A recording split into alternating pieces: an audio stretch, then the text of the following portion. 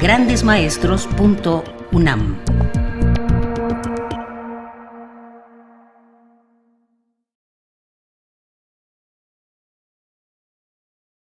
Muchas gracias, Mirna. Muchas gracias por haberme invitado, por haberme convocado a dar este curso. Muchas gracias a todos y todas por estar aquí. Y miren, en la primera de esta serie de conferencias que voy a dar, quiero hablar primero que nada del concepto de evolución. Esa es la idea de esta primera sesión. Después voy a hablar propiamente de la teoría de Darwin, de la teoría sintética moderna y de algunas ideas actuales. Pero voy a empezar por explicar qué es evolución. Algo que siempre señalo en mis conferencias es que la evolución, y eso es algo que tengo que definir de entrada, es un hecho. Lo que pasa es que el hecho de la evolución y la teoría de la evolución a veces se confunden. A veces se considera, cuando se habla de la teoría de la evolución, se dice, es una teoría, como si fuera algo hipotético. Y no, en primer lugar, existe la evolución.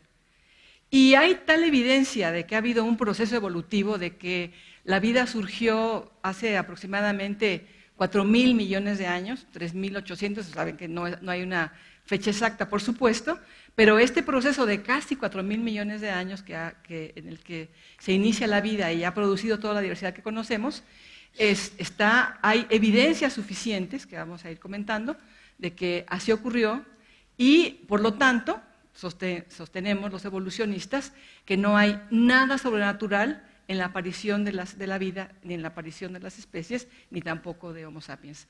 Eso es de entrada. La evolución es un hecho comprobado más allá de duda razonable. Siempre agrego lo de razonable porque, por supuesto, hay quienes plantean dudas, pero no son razonables. Entonces, es para iniciar. Y, por otro lado, están las teorías que explican este hecho. Decía antes, el hecho de la evolución está tan comprobado como que la Tierra no es plana. Por ejemplo, o sea, de ese nivel de comprobación hay de que hay un proceso de evolución por el cual las especies que se originaron más o menos en la temporalidad que señalé, se han transformado hasta lo que conocemos, se ha extinguido y lo que existe actualmente. Pero las teorías, aquí sí, tienen un grado de certeza. O sea, son teorías falsables, por supuesto, y que hay discusiones importantes. Pero no confundamos las cuestiones. O sea, no confundamos el hecho de la evolución, que no hay duda de que ocurre, con las teorías que lo explican, que sí son, por supuesto, discutibles. Por cierto, yo creo que la teoría moderna de la evolución, que se origina con Charles Darwin en 1859, por lo menos se publica el libro, ya lo diré con mucho detalle la semana que entra, por lo menos es el núcleo duro de esa teoría, la variación al azar, que no tiene conexión con la adaptación en su origen. Y la selección natural, ese núcleo duro del darwinismo, es vigente, está vigente. En las teorías modernas se acepta que esta idea central sigue siendo válida y es la idea básica. Por supuesto, después de más de 150 años, la biología ha avanzado muchísimo y temas que no existían en tiempo de Darwin, la propia genética o la biología molecular o la investigación evo-devo, etcétera, pues se han avanzado muchísimo lo que hoy sabemos del proceso evolutivo. Pero bueno, quisiera hablar entonces ahora del término evolución.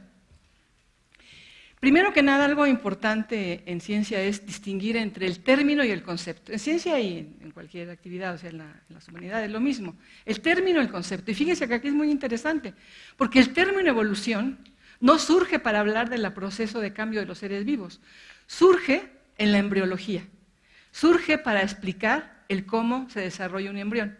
Pero primero, en las ideas preformistas, surge y se habla de evolución, del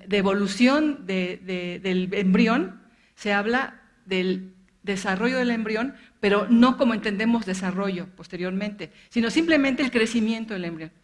Diferentes teorías que explicaban la embriología, estoy hablando siglo XVII, explican que se empiezan a preguntar en el siglo XVII cómo surge, cómo se generan los organismos, cómo se reproducen, diríamos hoy. La palabra de producción se usaba, fíjense cómo se cambian los conceptos y los términos. La palabra evolución, decía, se refiere a ese crecimiento del embrión. Hay dos grandes teorías en el siglo XVII.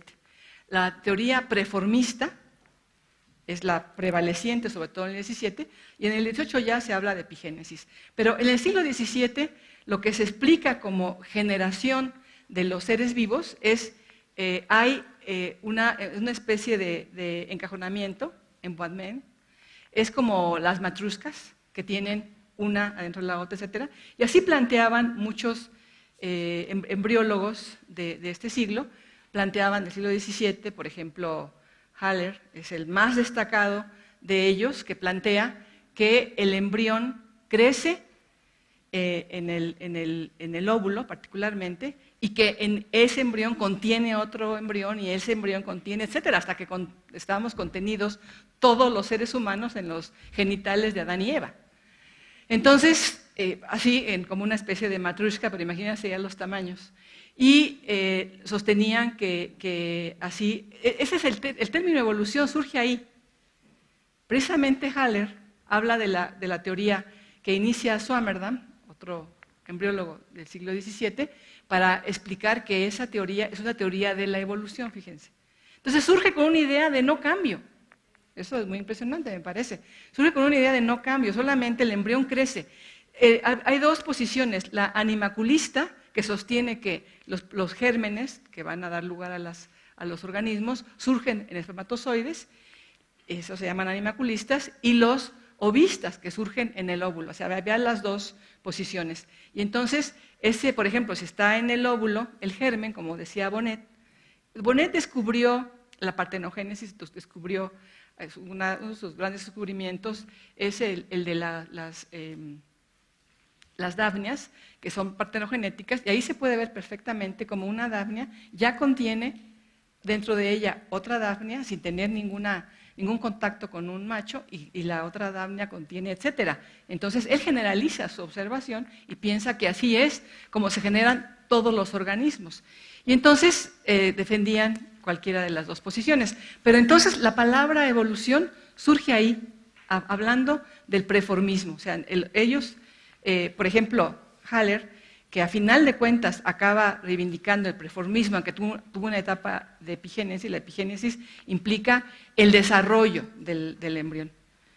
La epigénesis sí plantea, y el gran campeón de la epigénesis es Wolf, es un alemán que después se fue a trabajar a Rusia, que plantea que el embrión no se desarrolla como plantean los preformistas, no hay un embrión chiquitito que luego crece. Si está en el óvulo, a partir de la acción del semen, del espermatozoide, simplemente lo que hace el espermatozoide es hacer que crezca, da un impulso al crecimiento, solamente. ¿Qué se está discutiendo aquí? Se está discutiendo algo muy importante. Está discutiéndose una idea mecanicista, newtoniana. O sea, yo creo que aquí todos sabemos el impacto de Newton. La ciencia reina, la física. Newton, el más excelso de los científicos. Y bueno, lo que tenían que hacer las otras ciencias, pero inclusive las sociales, la economía, por ejemplo, que lo intenta Smith en Inglaterra, lo que están intentando es explicar la naturaleza, que a cada ciencia le toca, de acuerdo a las leyes de Newton. El newtonismo era generalizado y era, si habría que hacer ciencia, habría que hacerla de acuerdo a los principios, métodos newtonianos. Y entonces lo que se está defendiendo aquí es buscar cómo surgen los seres vivos, pero explicándolo a partir de mecanismos, con causas, con fuerzas. Y entonces, cuando se habla de un desarrollo, no simplemente de un impulso que da una de las dos células, sino de un desarrollo, de algo que no está, que se va desarrollando, se está hablando de una fuerza vital, que es lo que defiende, por ejemplo, Wolf. Defiende una fuerza vital que es la que provoca la transformación del embrión. Pero aquí la tecnología resuelve la cuestión, la polémica, porque empiezan a hacerse observaciones en microscopios cada vez más poderosos y entonces pues se va viendo, y particularmente es lo que hace Wolf, el observar en el desarrollo del embrión de pollo cómo en realidad en la primera célula seguramente no podían ver una primera célula, pero en las primeras etapas de desarrollo embrionario que se podían ver al microscopio de entonces, se veía cómo el embrión no solo crece, no simplemente es un homúnculo pequeñísimo, cualquier especie que nos imaginemos, un caballito pequeñísimo que simplemente crece. Lo que él ve, demuestra, dibuja, a partir de su observación del microscopio, es como hay un desarrollo. Incluso hace un estudio detallado sobre el desarrollo del aparato digestivo, por ejemplo, cómo primero es una lámina y después se hace un tubo, etc. Entonces, ya esto es fundamental. La tecnología resuelve la polémica. ¿Cuál crecimiento solamente? ¿Cuál preformismo? No, hay epigénesis, es decir, hay desarrollo. Y entonces la palabra evolución, que designaba a ese proceso de impulso al crecimiento del embrión, ahora pasa a hablar de evolución en el sentido de desarrollo del embrión. Pero sigue siendo todavía un concepto fijo, no estamos hablando de evolución en el sentido actual. Esto ha sido todo un proceso y que yo he señalado, hay que analizar cómo, por un lado, surge la palabra evolución en estas discusiones que señalo, hablando de la generación de los organismos, hoy diríamos de la reproducción, y por otro lado está surgiendo lo que sí es propiamente evolucionismo, sin la palabra. Por otro lado está, por ejemplo, Lamarck. Lamarck está construyendo una explicación sobre la evolución y la interesante y que veremos en la siguiente conferencia es cómo se unen concepto y palabra.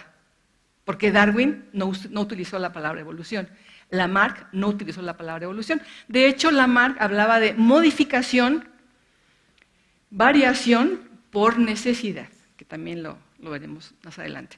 Pero no hablaban de evolución. Entonces, es lo que yo quería destacar en esta parte de la palabra. O sea, la palabra evolución surge en la embriología, después pasa primero en la teoría preformista, después en la epigenética, en la epigénesis, y luego de ahí se utiliza en la recapitulación. O sea, todavía no llegamos a la evolución.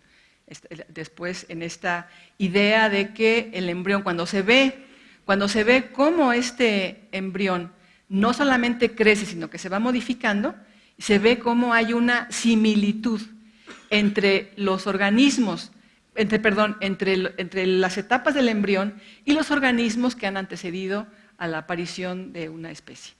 Lo que después Haeckel hablaría de la síntesis la recapitulación como la síntesis de la ontogenia, de la filogenia y la ontogenia.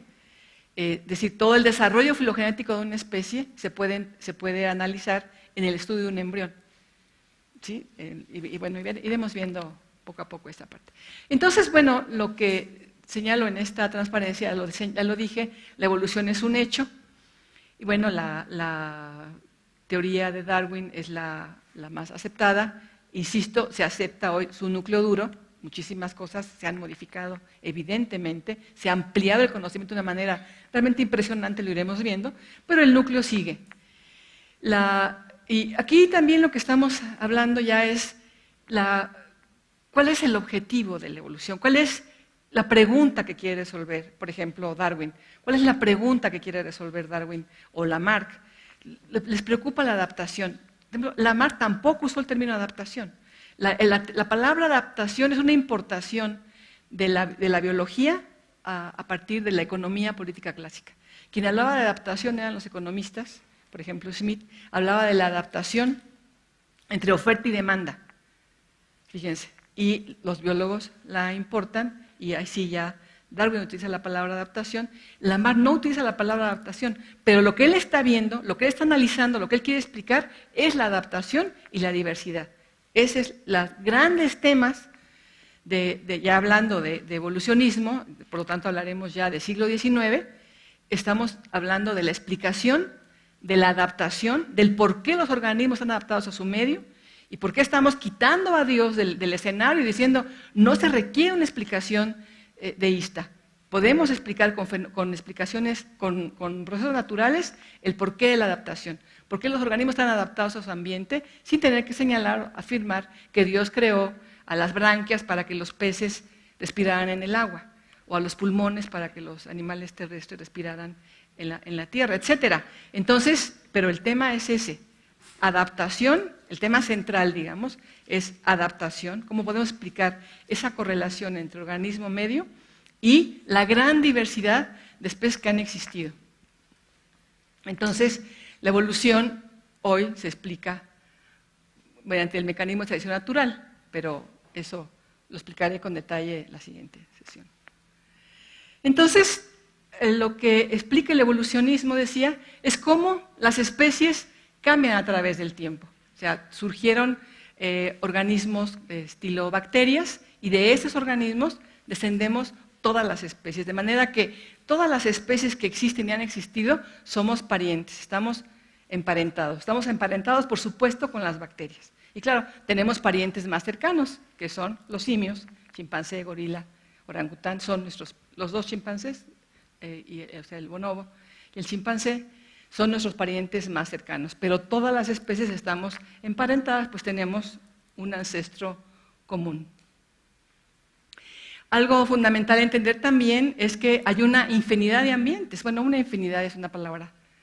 Yo creo que es una gran diversidad de ambientes. Es tremendamente amplio los ambientes que existen en la Tierra, los ecosistemas que se han formado.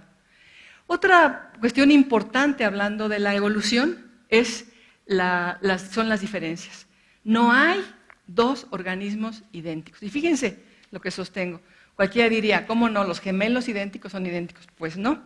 Desde que se separan dos células para formar, cuando un cigoto se divide en dos y después se separan y cada uno de esos cigotos va a formar a un individuo de la especie que se quieran imaginar, empieza a haber mutaciones distintas. Empieza a haber, vamos a ver después, fenómenos epigenéticos distintos, de manera que por más que a veces uno le cueste trabajo distinguir a gemelos, en realidad, si se les analizara con detalle en términos fisiológicos, no decir en términos conductuales, evidentemente, no son idénticos, aunque provienen de un cigoto y genéticamente son casi idénticos, excepto porque ha habido mutaciones. Pero es muy claro que si no hay variación, no habría evolución, ¿se dan cuenta? Si las bacterias fueran todas idénticas, no hubieran tenido ninguna modificación, ninguna de ellas, ¿cómo iba a haber evolución? Sería siempre lo mismo y, como se ha señalado antes, habría una eliminación del exceso de población, a lo mejor, porque si son demasiados organismos, habría eliminación, pero al azar. Y la selección natural no es un fenómeno al azar. Eso es también algo que debe quedar claro desde esta primera sesión. La selección natural no es al azar. Por definición, la selección natural tiene una orientación hacia la mejora de la adaptación de los organismos. Hay fenómenos que son completamente azarosos, como la deriva genética o la variación que producen las mutaciones. Bueno, aquí en medio pusimos, y le agradezco a Juan Manuel Rodríguez que me haya ayudado a hacer estas transparencias, ponemos una representación del DNA, porque, pues sí, sabemos, las variaciones que son heredables son las que son importantes en la evolución y esas variaciones se producen por cambios en el nivel genético, por cambios en la estructura del DNA. Y digo DNA así como con las siglas en inglés, porque así hay una convención internacional. O sea, se acostumbra en el mundo a hablar de DNA, no de ADN en español, ¿no? Pero da igual en realidad. Pero yo estoy acostumbrada a decir DNA. Entonces, bueno, algo que ocurre en la evolución es que cada generación puede traer novedades y por también el cruzamiento, o sea, son las dos fuentes importantes de variación, son la mutación, los cambios a nivel genético, los cambios en la secuencia del DNA y la recombinación. Eso es muy importante porque la recombinación por la reproducción sexual da una enorme variabilidad. Ustedes, creo que todos aquí tenemos claro, puede ser por la propia vida de uno o porque uno ha visto otro tipo de organismos, perros, gatos, etcétera, como la cruza va a provocar una mayor variabilidad.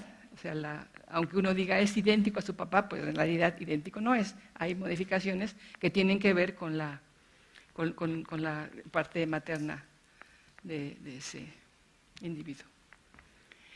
Bueno, la selección natural es, les decía, como una de las tesis centrales del evolucionismo moderno, es una idea central, la pusimos aquí en esta ecuación muy simple de es igual a variación más ambiente, o sea, el ambiente, como vemos aquí estos pájaros, seleccionando a las mariposas. Hay un caso que se estudió muchísimo en Inglaterra, y este ejemplo lo tomamos de ese experimento que se hizo de alguna manera natural, que cuando los árboles en determinado bosque inglés estaban limpios, las mariposas se posan sobre los troncos y entonces las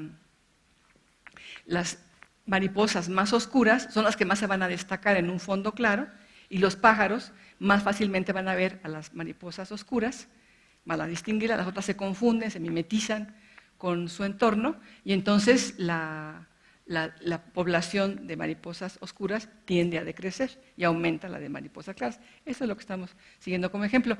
Cuando los troncos se contaminaron por el desarrollo, por la revolución industrial, entonces se oscurecieron por el hollín y entonces hubo un proceso al revés. Entonces empezaron a disminuir la población de las mariposas más claras, porque claro, los pájaros veían más fácilmente en los fondos de en los troncos a las mariposas blancas, ¿no? Ahora al contrario. Entonces estamos ejemplificando aquí esto, pero les decía, lo que yo quiero ver en la siguiente sesión es cómo surgen esos conceptos. Vamos a revisar perfectamente cómo Darwin construye una explicación de la evolución que es, entre otros, la selección natural. Pasen, aquí hay lugares. Y ya lo dije antes, la selección natural produce adaptación y eso es por definición, se le llama a ese fenómeno, se le llama selección natural. Entonces, eso también lo podemos discutir. Por supuesto, la selección natural, toda la evolución, a final de cuentas, produce nuevas especies. Este caso que exponemos aquí de la evolución de los pinzones es de los primeros casos que llamaron la atención de Darwin. Y no fue precisamente los pinzones, fue una de las especies que él estudió y que reconoció cuando regresó a Inglaterra que a cada isla, prácticamente el archipiélago de las Galápagos, tenía una especie distinta de pinzón, pero Darwin estudió más otras especies, pero una de las especies más estudiadas, el grupo de especies más estudiadas en este sentido son los pinzones. Hay estudios que se han hecho posteriores a Darwin, pero se ha visto cómo hay una relación entre el tipo de alimento, el tamaño del pico y la diversificación de las especies. También los cambios en el ambiente pueden generar extinción, o sea, es otro de los conceptos fundamentales, es extinción. O sea, que también analizaremos. Aquí estamos ejemplificando algunas de las especies que se han extinguido. Y bueno, decía que el evolucionismo tiene un número importante de evidencias. Una evidencia desde los primeros episodios en la evolución es la anatomía comparada. Aquí podemos ver un brazo humano, una pata delantera de gato, una aleta de un mamífero marino y una ala de murciélago. Podemos ver cómo los huesos, aquí están en los colores correspondientes para que se vea cómo se modificaron. Los dedos, por ejemplo, aquí están. Y cómo una estructura original se modifica. Ay, me adelanté. Una estructura original se modifica en relación al ambiente, en relación a la funcionalidad del órgano y cómo podemos detectar exactamente las partes, cómo se han modificado para hacer una ala de un murciélago, por ejemplo, que tiene una estructura similar al de un ave, pero para nada tiene la misma estructura otro sentido. Otra forma en la que se ha demostrado la evolución, otra evidencia importante del evolucionismo, es el parecido genético. Como podemos ver en esta transparencia, aquí hay una relación. Todos los organismos, como decía, y estos 4 por supuesto, tienen un ancestro común hace muchísimos años. Pero este anfibio está relacionado con todos, pero como podemos ver con un ser humano, pues hay una distancia mucho mayor que con un chimpancé o que con un panda, ¿no? O sea, por pruebas, por análisis genético, se puede ver la distancia que separa a 2 organismos. Por ejemplo, sabemos hoy que un chimpancé, que los chimpancés y los humanos tenemos diferencias genéticas en un porcentaje muy bajo, que es de 1.5% de genes distintos. Ahora, claro, las diferencias de esos pocos genes que tenemos distintos dan diferencias enormes, sobre todo en el comportamiento. Bueno, este es el mecanismo de la selección natural que les decía, explicaré en la siguiente sesión, pero lo que puedo adelantar es para que ustedes vayan entendiendo ese planteamiento darwiniano que, insisto, sigue siendo válido. El organismo, el organismo presenta pequeñas modificaciones sin dirección respecto al aumento de la adecuación, por mutación, diríamos hoy, y recombinación al azar. Algo fundamental que siempre insisto, no son provocadas para resolver las necesidades de los organismos, son espontáneas. No quiere decir que no tengan causa, claro que tienen causa, las mutaciones genéticas tienen causa, pero no son, cuando hablamos de que son al azar, es que no se están mutando para resolver un problema del organismo. El origen de la mutación no tiene una finalidad, se modifica, punto. Normalmente lo que ocurre es que en la reproducción del DNA hay un error y entonces hay una modificación. Esa modificación, como se señala en el cuadro, puede tener 3 vías. Algunas pueden ser, y que de hecho son la mayoría, son negativas y entonces disminuyen las posibilidades de sobrevivencia y reproducción. Esa variación tiende a desaparecer. Incluso la propia especie puede desaparecer si esa variación está negativa, que no haya posibilidad de sobrevivencia. Pero también una variación puede ser positiva, puede ser que sea positiva, y entonces esto se va a mantener en la población hasta generalizarse en siguientes generaciones y forma una nueva variedad. Hay un aumento de la aptitud, una selección positiva. También hay variaciones neutras, que la selección natural no ve. Así, todos estos son metáforas, por supuesto. Cuando hablamos de no ve, la selección natural, ¿qué queremos decir? Que a lo mejor hay una mutación, en el ejemplo que ponía antes de las mariposas, donde fuera de un color que las aves no reconocen y por lo tanto no la ven, no es que la dejen porque no la distinguen,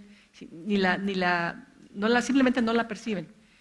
Es muy importante esto porque las variaciones pueden ser positivas en un lugar y negativas en otro.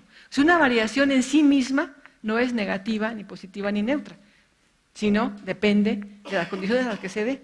Por ejemplo, en organismos que tienen piel, digamos, el ejemplo de osos, ustedes imagínense un oso que tuviera una mutación para oscurecer la piel y fue un oso negro en la nieve. Evidentemente, los osos no tienen depredadores, tienen enemigos que son los humanos, somos los humanos, pero no tienen depredadores. Sin embargo, ellos tienen que cazar y tienen que ocultarse en la nieve, se esconden se tratan de mimetizar en la nieve para que no los vean sus presas. Aquí no se trata de huir del depredador, sino de las presas. Y entonces tienen incluso un comportamiento conductual súper interesante. Lo único que tienen ellos negro es la nariz. Entonces se ponen agazapados para esperar a la presa y se tapan la nariz. O sea, es increíble, porque es lo que se podría distinguir. Pero imagínense una mutación que produjera, como seguramente ocurre, una mutación que produzca piel negra en el Ártico. Pues sería totalmente negativa. Y exactamente al revés con los osos de montaña, que son oscuros y se mimetizan con los árboles, se esconden también fundamentalmente para buscar a sus presas. Y entonces imagínense un oso blanco ahí. O sea, la misma variación, eso es muy importante, que se entienda desde ahora, puede ser negativa o positiva dependiendo del ambiente. Y por eso insistimos tanto los biólogos en esta parte. Diferente de la posición de Lamarck. Para Lamarck sí, las variaciones aparecían para resolver problemas del organismo. En la visión moderna no. Pero estas visiones se han discutido permanentemente y al final veremos hoy cómo hay quienes muy evolucionistas, muy modernos, a partir de los descubrimientos sobre todo de epigenética, que explicaré en su momento, sí han sostenido que puede haber un tipo de evolución lamarckiana. Otra vez, yo creo que la epigenética no da para plantear una tesis lamarckiana, pero lo comentaremos en su momento. Entonces, bueno, aquí lo que hablo de este mecanismo de selección natural, que veremos después cómo surge, ese es mi tema favorito, es explicar cómo Darwin, cómo se forma él y cómo hace el viaje del Beagle, etcétera, para llegar a la teoría que conocimos desde 1959. Bueno, aquí está un árbol donde está el origen común, un ancestro común. Aquí están todos los grupos representados, todos los grandes grupos, digamos, evidentemente, en un árbol de este tipo. Lo que tratamos de hacer es representar a la mayor parte de los grupos más importantes y todos, insisto en esto, tenemos un ancestro común. Esas son las tesis fundamentales del evolucionismo. Hay un origen hace más o menos 3.800, 4.000 millones de años y de esos organismos, de esas bacterias, descendemos todos los organismos vivos y extintos. Pero igual con los seres humanos. Aquí creo que está chica la letra para los que están atrás, pero bueno, lo veremos con detalle después. Pero en este árbol lo que estamos representando es cómo este es el árbol evolutivo de Homo. Aquí está Homo sapiens. No está hasta arriba porque sea el más evolucionado, simplemente porque es el más reciente. Pero es importante señalar que aquí no tiene que ver con una idea de progreso en donde el ser humano es el objetivo de toda la evolución y es el más evolucionado, para nada. Dependiendo qué criterio se tome, podemos hablar de qué especies son más evolucionadas y el ser humano en algunos temas podrá ser, sobre todo que tengan que ver con las cuestiones sociales, pero en general no es el ser más evolucionado. Pero aquí lo ponemos así, está hasta arriba porque es el más reciente. Aquí están las otras especies de Homo, Homo forensis, Homo neanderthalensis, Homo heidelbergensis, Homo erectus, Homo ergaster, etcétera, ¿no? A partir de un ancestro común con los otros simios. Nosotros somos el quinto simio, junto con los dos chimpancés, el gorila y el orangután. Entonces, un ancestro común con todos ellos, y luego, después, Ardipithecus, Australopithecus, toda esa especie Australopithecus, y luego cómo surge Homo habilis, etcétera, ¿no? Entonces, lo que he dicho antes, el significado de la palabra evolución ha cambiado.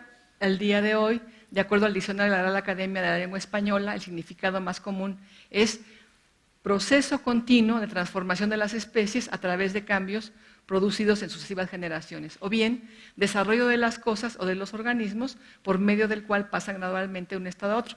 Muy importante estas definiciones porque, bueno, decir por ejemplo que se habla del desarrollo de las cosas, porque efectivamente la palabra evolución también tiene un sentido coloquial y se usa en muchos sentidos. Casi siempre se utiliza, de mi punto de vista, incorrectamente, pero bueno, lo que una comunidad hace es lo que hace y punto. O sea, eso no se puede discutir. Si la gente lo usa así, está bien, pero la gente lo usa en el sentido de mejora casi siempre, ¿no? Cuando dicen, oye, ya evoluciona, quiere decir, pues ya mejora, ¿no? Ya madura, pero pues uno puede evolucionar al revés, o sea, no hay una direccionalidad en la evolución. Yo creo que los médicos, igual que los biólogos, usan la palabra adecuadamente. Los médicos dicen, vamos a esperar cómo evoluciona el enfermo. Y puede evolucionar para morirse. O sea, no quiere decir que porque evolucionó se mejoró. No, el médico va a ver, vamos a ver cómo evoluciona, cómo va evolucionando el pacientito. ¿No? Así dicen a veces los médicos. Entonces, pero está bien usada ahí, ¿no? Yo creo. Es que esa es la idea moderna de evolución, no tiene dirección ni tiene un sentido positivo ni un sentido de progreso. La idea, todo lo vamos a ver después como esto es diferente en diferentes épocas o para diferentes autores, pero la palabra evolución hoy no debe tener un sentido de mejora ni de progreso. Pero yo insisto porque muchos compañeros míos, biólogos por ejemplo, se enojaban muchísimo porque la gente decía medio ambiente. Y para los biólogos, medio y ambiente son sinónimos. Nosotros hablamos de el medio en el que vive el organismo y es un sinónimo del ambiente en el que vive. Y de repente se generalizó medio ambiente. ¿Y quién ganó? La comunidad, la sociedad, no los biólogos. Y ahora se dice medio ambiente y es correcto. Por eso hablo también de la palabra evolución. Se usan muchos sentidos, pero me parece que el adecuado, el correcto, es el que estoy señalando. Después que pase no lo sé, porque no depende de nosotros. Los lenguajes, las lenguas también evolucionan. Y cuando uno dice que algo es incorrecto, tiene que pensarlo dos veces. Porque han cambiado. Por ejemplo, por supuesto que hoy no se considera correcto decir aiga. Pero la palabra original, aiga, en español antiguo, era la correcta.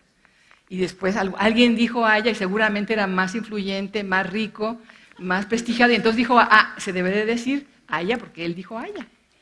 ¿No? Porque es el equivalente al diputado, al senador, no sé.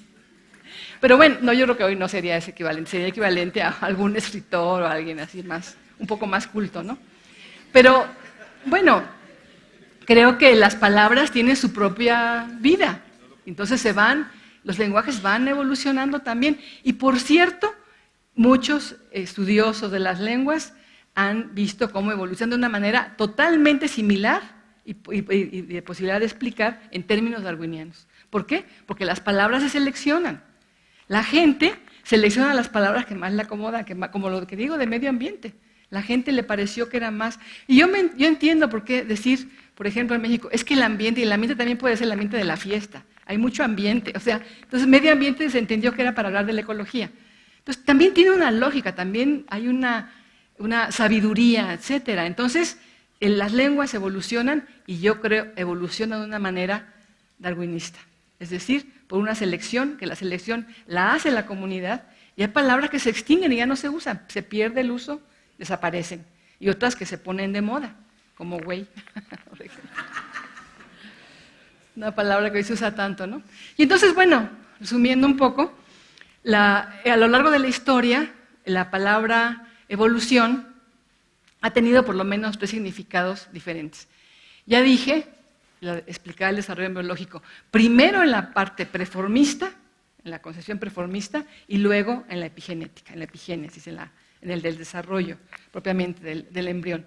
Luego, para describir el principio de la recapitulación, esta idea de que el proceso embrionario sintetiza el desarrollo, la historia de la especie, digamos. La ontogenia sintetiza la filogenia. Entonces, también ahí se usó la palabra evolución. Y al final, hoy sí, ya desde en tiempos de Darwin usó la palabra evolución una vez en el origen de las especies. Al final dice que los organismos evolucionan, utiliza el verbo, pero solamente una vez en el origen. Pero ya, por ejemplo, Spencer, que es muy importante y que comentaremos, el fundador de uno de los positivismos, aparte de Comte, utiliza la palabra evolución ya en el sentido moderno. Pero fíjense, está muy cerca, es siglo XIX, finales o mediados del siglo XIX, se usa la palabra evolución en el sentido de transformación de las especies. Pero la palabra tuvo un origen, eso a mí siempre me impacta, hablando de algo estable, sin cambio, solo creciendo el embrión. Y bueno, en la etimología, la palabra evolución se origina a partir del verbo latino evolvere, que significa desdoblar o revelar, y el sustantivo evolutio, que se utilizaba concretamente al hecho de desenrollar y leer el pergamino durante la época del Imperio Romano. Ese es el origen. Y bueno, aquí ya esto lo mencioné, simplemente lo resumo. El primer uso del término en el ámbito de la biología se debe a un revisor anónimo, lo señalé, a Albert von Haller, que en siglo XVIII lo empleó para caracterizar la embriología prefermafonista de Swammerdam. Aquí están sus retratos. Y después también mencioné, Charles Bonnet fue un gran médico suizo que habló de la partenogénesis y que él habló de la teoría del encajonamiento, encapsulamiento, le dije como de las matrushkas que mencionó antes, después aquí están algunos de los que utilizaron el concepto de evolución para describir procesos embrionarios, pero ya con un sentido, como señalé antes, de recapitulación. Y miren que aquí se nota por qué hablaban de recapitulación. Se ve como aquí está el embrión de pollo, este es el embrión de un humano, este es un cerdito y este es un conejo. Y cómo se ve, aquí esta es una etapa más inicial, y vean cómo son tan parecidos en esta etapa y se van diferenciando poco a poco. Pero sí, por supuesto, que en el desarrollo embrionario nosotros podemos estudiar y se hace. La embriología es una de las, no solo de las evidencias de que hay evolución, sino también una de las disciplinas que contribuyen a entender la evolución de una especie. Lo que no es cierto es que hay una síntesis, eso es lo que Haeckel señaló, la ontogenia recapitula la filogenia. Esto es lo que no es cierto, porque entonces bastaría con estudiar el desarrollo embrionario y sabríamos cuáles son nuestros ancestros, y no es así. ¿Por qué? Porque los embriones también tienen una vida propia y tienen necesidades para sobrevivir en un determinado ambiente y también tienen adaptaciones, de manera que no es directo que haya una síntesis en el desarrollo embrionario de la historia de la especie. Pero ellos sí lo pensaron así, ellos son recapitulacionistas, y aquí están estos autores muy brillantes del siglo XVIII y XIX, Carl von Baer, Meckel, Lorenz Oken y Treviranus.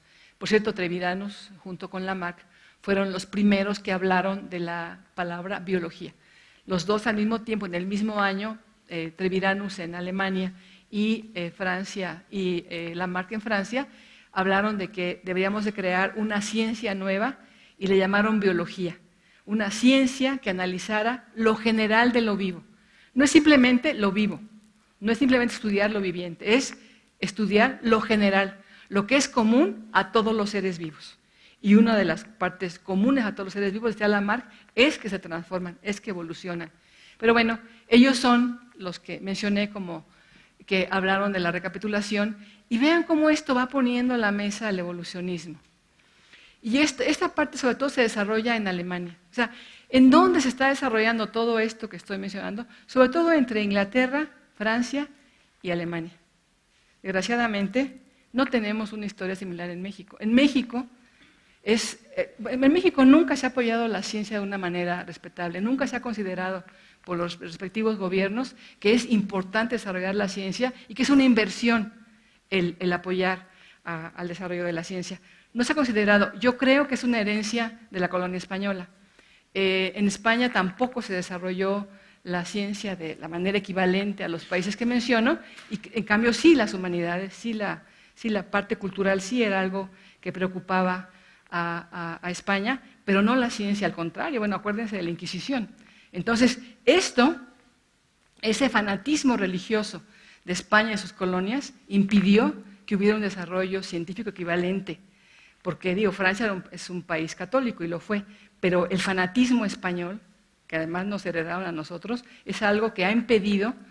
Y bueno, además de las posiciones gubernamentales, les señalo, o sea, la ciencia es algo que alguna vez, yo me acuerdo, dijo un director de CONACYT, la ciencia es un lujo y México es un país pobre, por lo tanto, hay que, no podemos gastar. Bueno, además voy a decir el nombre, Bazdrech. Él dijo eso, que la ciencia era un lujo, y entonces, ¿para qué Bazdrech?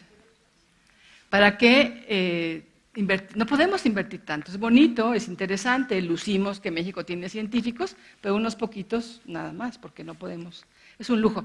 Pero lo que muchas veces los políticos no se dan cuenta es que los somos pobres porque no tenemos ciencia. O sea, hay una inversión de conceptos. Creo que una de las razones por qué no se desarrolla América Latina al nivel adecuado, no digamos la pobre de África, es porque no ha habido inversión en ciencia. Es una de las razones, no digo que sea la única ni mucho menos, pero es una razón importante en una época de hace mucho tiempo donde el conocimiento es lo que permite un desarrollo más igualitario. Bueno, y entonces les había mencionado uno de los grandes evolucionistas, bueno, de hecho el fundador del evolucionismo, además el fundador de la biología, junto con, ya dije, con Treviranus, que en Alemania se desarrolla de una manera espectacular la filosofía de la biología, la filosofía natural, la naturphilosophie, y en Francia, en Italia, en Inglaterra, la historia natural, y entonces entre todos ellos han hecho avances importantísimos. Este es Lamarck, y él vivió en estos años, de 1744 a 1829, y bueno, él no utilizó el término evolución, pero dejó sentadas las bases de este pensamiento al hablar de un proceso inverso a la degradación. Quien hablaba de degradación de las especies es Buffon, otro transformista, podríamos llamarle así, no consideraba que las especies habían sido creadas y fijas. Además, estamos hablando de épocas, aquí estoy hablando de Francia, pero también sin tener el fanatismo de la Inquisición, pero también estaba absolutamente proscrito a hablar de evolución. Hay una anécdota muy importante de que una vez fue presentado Lamarck a Napoleón Bonaparte, después de la Revolución Francesa, cuando él se autonombró emperador, y él regañó a Lamarck, lo humilló, le dijo que no se metiera con su Biblia, la Biblia de Napoleón.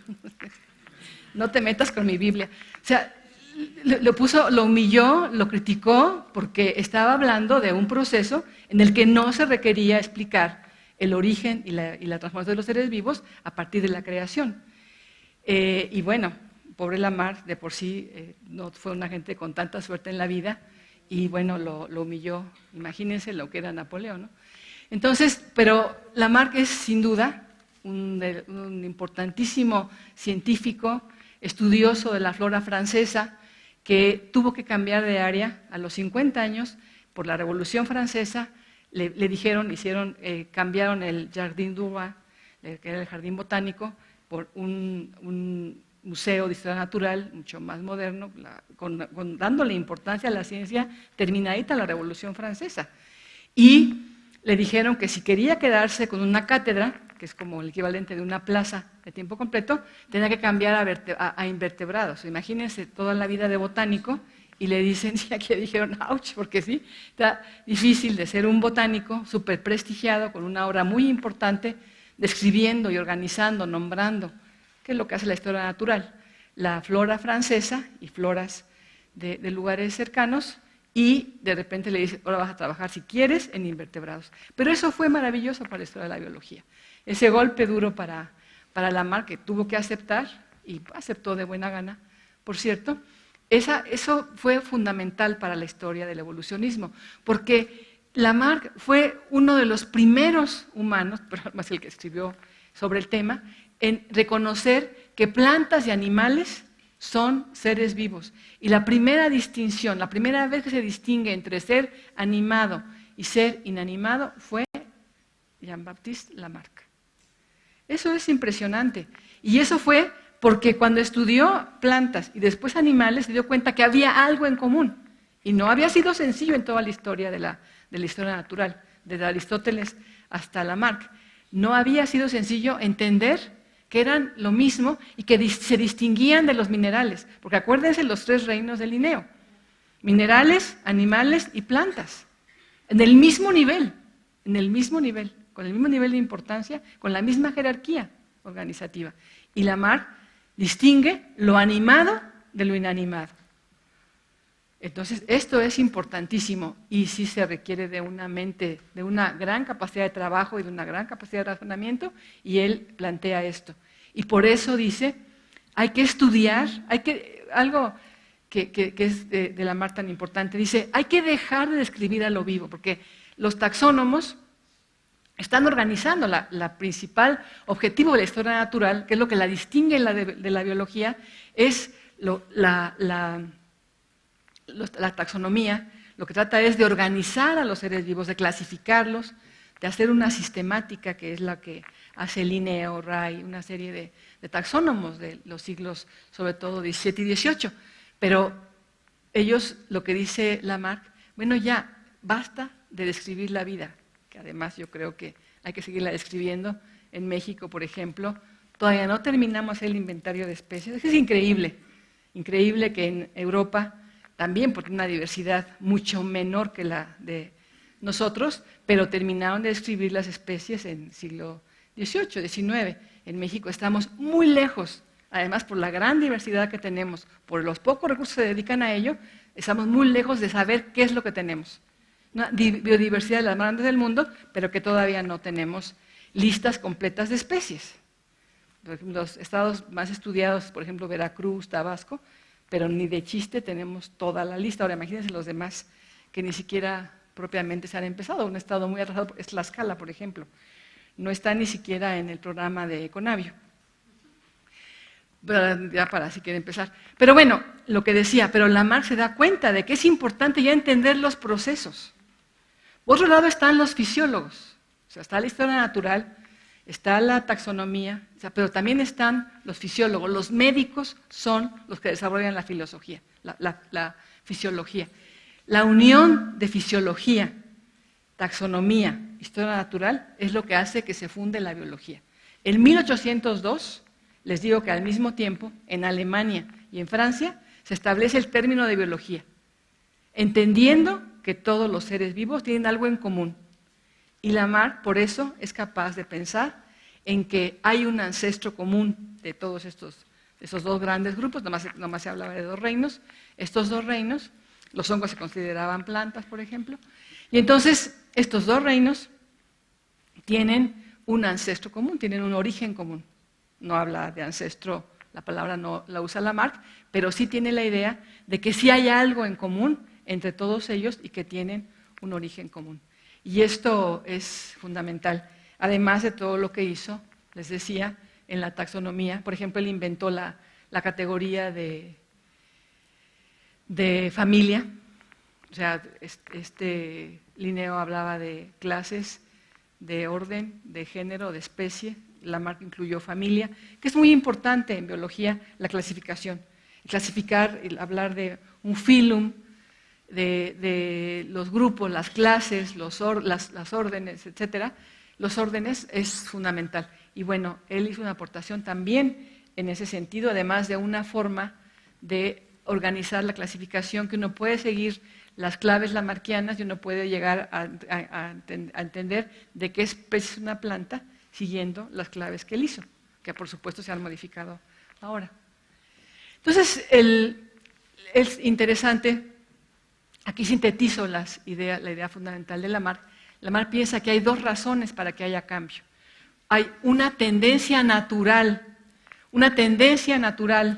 a la evolución, al cambio. Él dice que los organismos tienen una tendencia natural al cambio, y hay un plan de la naturaleza que va junto con esa tendencia. Hay un plan de la naturaleza para hacer una secuencia de aparición de las especies, que ya se empieza a ver porque existe también la paleontología.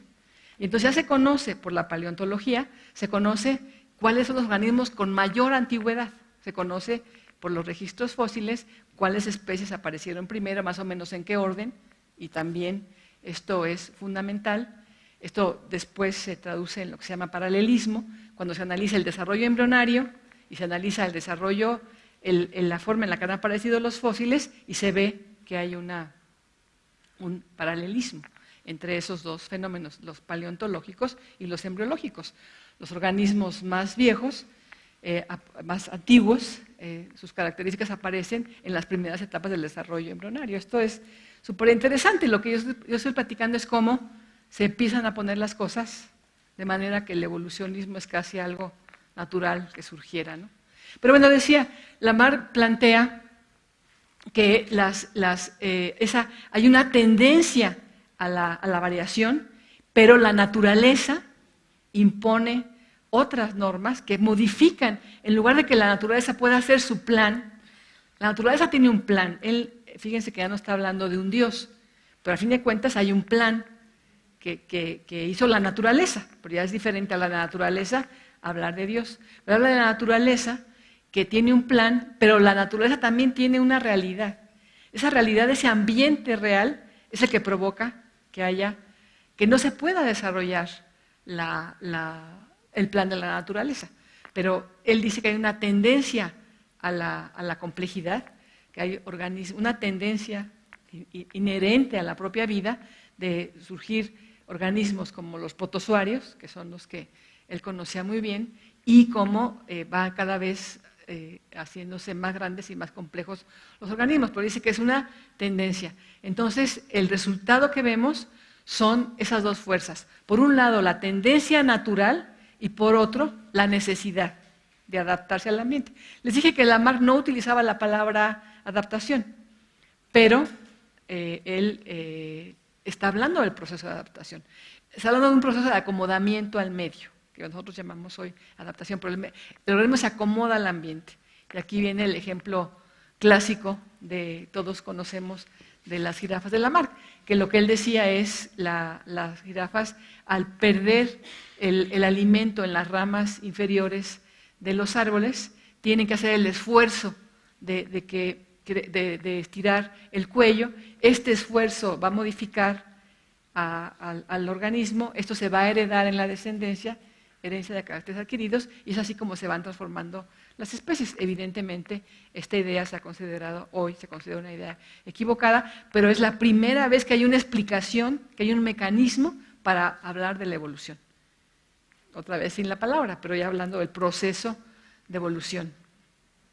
Hoy sabemos que lo largo saben, la explicación darwiniana es totalmente distinta, es en una misma población hay jirafas de cuello corto y de cuello largo al mismo tiempo.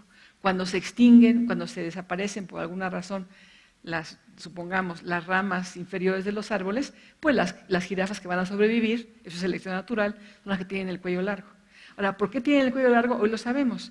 El tiempo que un gen que produce las vértebras está activo tiene que ver con el tamaño de la vértebra. O sea, esa vértebra gigantísima tiene que ver con un gen que estuvo activado mucho más tiempo.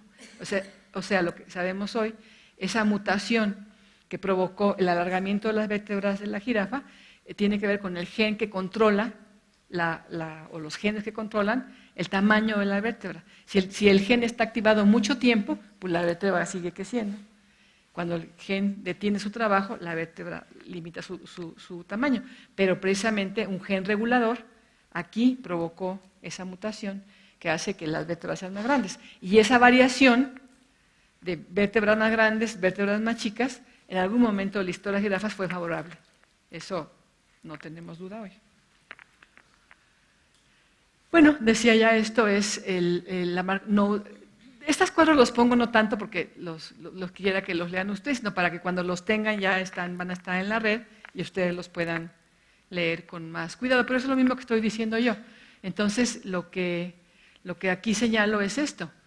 Lamarck no hablaba de adaptación, pero de la palabra adaptación no tenía el término, pero sí el concepto. Él está hablando del proceso de adaptación, por ejemplo aquí, de las jirafas a su ambiente. Cuando el ambiente cambia, cuando hay un cambio en las posibilidades de alimentación, las jirafas cambian su comportamiento cambia la estructura y así sobreviven. Por eso en Lamarck no hay extinción. Lamarck dice que puede haber extinción de especies por accidente o porque lo provoque el ser humano, pero no naturalmente. ¿Por qué? Porque hay una capacidad de adaptación infinita, ilimitada. Siempre va a haber un cambio, siempre va a poder el organismo adaptarse al ambiente de manera que no acepta el criterio de extinción, les decía, excepto en algunos muy pocos casos. Luego ya aquí Charles Lyell utilizó el término de evolución, él fue uno también de los primeros, junto con Spencer, en su libro de Principios de Geología. Él ahí hace una crítica devastadora a la teoría de Lamarck, y una de las críticas principales es a esa capacidad ilimitada de variación. Eso lo cuestiona Lyell, lo veré con más cuidado cuando hable de la teoría de Darwin, que fue un gran maestro para Darwin, Lyell, Charles Lyell. Pero Etienne Reynaud-Serres utilizó la expresión teoría de las evoluciones. Además, esto es también interesante, porque en Francia, muchísimo tiempo, en todo el siglo XIX, no se aceptó el darwinismo, porque para ellos la evolución era la evolución del embrión. No aceptaban el término evolution, que es el que se usa después en la introducción del darwinismo, y bueno, eso, aparte de que la Francia del siglo XIX era una Francia cuberiana, una Francia fijista, digamos, una Francia además muy católica que no aceptó pero para nada la teoría de Darwin, y les ha costado mucho porque además son sumamente nacionalistas. Digo, parece broma, pero no es cierto. Ellos, en ese momento, siglo XIX, por todo el desarrollo de Cuvier, de Buffon, etcétera, no aceptaban que Darwin hubiera superado a los franceses. Pero bueno, han tenido que asumir así. No les ha quedado más remedio. Bueno, ya señalé que Darwin no utilizó la palabra evolución y tuvo diferentes etapas, no las voy a ver ahora, las voy a ver la siguiente, porque además ya me dijeron que vamos a hacer un intermedio. Aquí hay unas diferencias muy generales entre Lamarck y Darwin. Lamarck habla de uso y desuso de los órganos para que haya transmisión de características adquiridas. Darwin habla de variación, de herencia. Lamarck habla de una tendencia al aumento de la complejidad. Darwin habla de una supervivencia diferencial que da lugar a la selección natural. Lamarck no acepta la idea de extinción. Darwin sí acepta la idea de extinción. Todo esto lo veré con más cuidado. Y bueno, para terminar esta parte, quiero señalar esta idea de Dobzhansky, que hoy es tan aceptada y tan conocida. Nada en biología tiene sentido excepto a la luz de la evolución. Esa es la tesis fundamental en la biología. Pues gracias en esta parte y vamos a tener un intermedio para que ustedes puedan descansar un poco, tomar café y nos vemos en 15 minutos. Gracias. Hola, buenas tardes, ya casi noche. Bueno, mi nombre es Eric Terán, soy estudiante de Biología de la Facultad de Ciencias y me preguntaba más a cuál es su postura académica y por lo tanto personal frente al concepto de especie. ¿Qué es lo que si usted cree que existen las especies como tal o si como son parte de un proceso no podemos encontrar un punto crítico en el que digamos esta es una especie y esta ya no?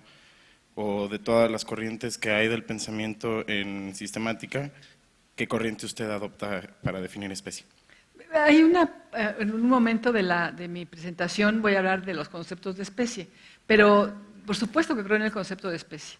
O sea, es una pregunta muy interesante, tal vez los que no son biólogos no la entiendan, pero para los biólogos es importante definir qué es una especie y dónde la limitamos. Y en muchísima parte de la historia de la biología hubo concepciones nominalistas, por ejemplo el propio Lamarck, que no aceptaban que hubiera especies separadas, independientes, sino una continuidad entre una especie y otra. Y sostenían que la palabra especie y en general todo el ordenamiento que se hace en la clasificación de familias, clases, órdenes, es artificial. Yo, en cambio, creo que gracias a los estudios filogenéticos podemos delimitar qué es una clase, qué es un orden, qué es una familia, un género, una especie. Gracias a los avances de la ciencia, particularmente los estudios, decía, filogenéticos, sí podemos delimitar. Por ejemplo, un grupo natural, de que yo creo que no hay duda, son las aves. Me parece que, de Aristóteles para acá, es evidente que las aves son un grupo natural. Que existe el grupo de la clase aves, es un grupo que tiene características que permiten identificarlas como de la clase aves. Lo mismo los mamíferos, ¿no? Son un grupo que tiene características distintivas que constituyen un grupo y que podemos plantear que tiene un ancestro común. Y creo en este sentido que sí existen las categorías. Nosotros las denominamos clase o las denominamos filum o las denominamos familia, etcétera. Entonces, y sí es arbitraria la forma en que las denominamos, pero sin duda hay grupos que son naturales y también creo hay alguna parte de clasificación artificial, pero yo creo que la especie existe. Y la especie, por supuesto, está evolucionando, por ejemplo, Homo sapiens. Estamos separados de otras especies. y el criterio biológico de especie, que tiene el efecto de ser válido solo para especies sexuales, me parece muy adecuado. Comparto la idea del concepto biológico de especie, pero voy a explicar en alguna de las sesiones cuáles criterios hay, cómo se establecen, cuáles definiciones hay, cómo se establecen las diferentes definiciones, pero sí creo que las especies existen. Hola, ¿qué tal? Si el término evolución no necesariamente corresponde con un concepto de mejora o de progreso, ¿cómo podemos entender el término involución? Bueno, no se usa en biología el término involución, precisamente porque una especie puede tener un proceso evolutivo en el que tenga alguna regresión, por ejemplo, parásitos. Los céstodos, por ejemplo, no tienen aparato digestivo, absorben el alimento de sus hospederos, pero no tienen, y entonces podríamos llamar como una involución si habláramos en un sentido coloquial, pero en biología no se usa, es evolución. Y en la evolución han perdido una serie de órganos, y por la forma en la que viven, porque son parásitos. El gran aparato de los céstodos es el reproductivo. Entonces se reproducen, pero muchísimo, y se transmiten de unas ciertas formas, etcétera. Entonces, pero no hablamos de hubo una involución, no, precisamente porque no tiene un sentido direccional ni de progreso. Puede una pérdida de órganos, como hablamos en este caso de los céstodos, de todos modos hablamos de un proceso de evolución. No, involución es una cosa más coloquial, no es un término de la biología. En biología es evolución para lo que otros dirían involución, que fue un retroceso, pero queda claro que al no tener la palabra un contenido de progreso, pues siempre es la palabra evolución.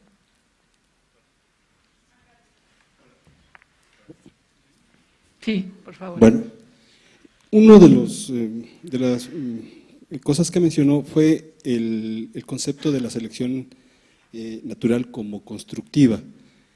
Como biólogo me ha costado mucho trabajo quitarle esa connotación de un ente que está siendo progresivo, que está haciendo algo positivo, que está llevando a la mejoría, ¿no? Desde mi punto de vista, la selección natural es un proceso meramente destructivo o que disminuye las capacidades reproductivas o que mata, ¿no? Entonces, el concepto de selección natural como constructivo me parece que… ¿El concepto de evolución natural como? De selección natural como constructivo. ¿Constructivo? Sí, eso fue lo que yo apunté hace un momento, lo comentó. Entonces, por eso quisiera que ahondara un poco más en este concepto de la selección natural. No me acuerdo haber usado la palabra constructivo para hablar de selección natural. Lo que sí señalé, no sé, a lo mejor lo dije, no recuerdo, pero no lo sostendría, no sabría qué quise decir con eso. No, lo que yo digo es que la selección natural es un fenómeno determinista en todo caso. Es decir, hablé de la construcción de la selección natural como un concepto, tal vez a eso te refieras. Lo que dije es que iba a explicar en la siguiente sesión cómo se construyó el concepto de selección natural. ¿Cómo hizo Darwin? ¿Cómo le llegó? ¿Cómo se le ocurrió que se podría explicar la evolución por selección natural? A eso me referí como construcción, pero al revés. Como concepto, cómo se construyó la selección, pero como concepto. Como fenómeno, la selección natural por definición conduce a la adaptación y no es al azar. La selección natural no es al azar, eso es algo muy importante. Es al azar la producción de la variación. Como decía antes, cuando puse el ejemplo de los osos, hay una variación que ocurre por un error en la reproducción del DNA, se produce una mutación que cambia el color de la piel. Puse el ejemplo de los osos. Y entonces, pero la selección natural no es al azar. La selección natural va a seleccionar, son metáforas. La selección natural y muchos términos que usa Darwin son metáforas. La selección, porque cuando hablamos de la selección natural, eso es una crítica que hacía Wallace, alguien que también es un personaje muy importante que voy a tratar en la siguiente sesión, cuando hable de Wallace como el co-descubridor de la selección natural.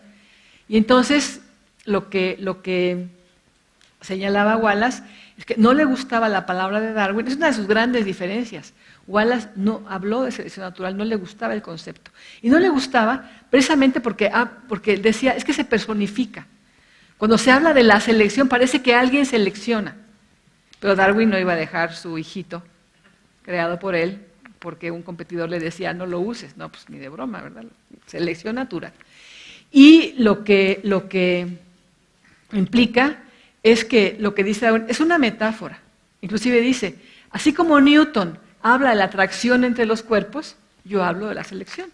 Ni modo que los cuerpos realmente se atraigan en términos como se usa coloquialmente, como se usa hablando de atracción entre seres humanos. Son metáforas.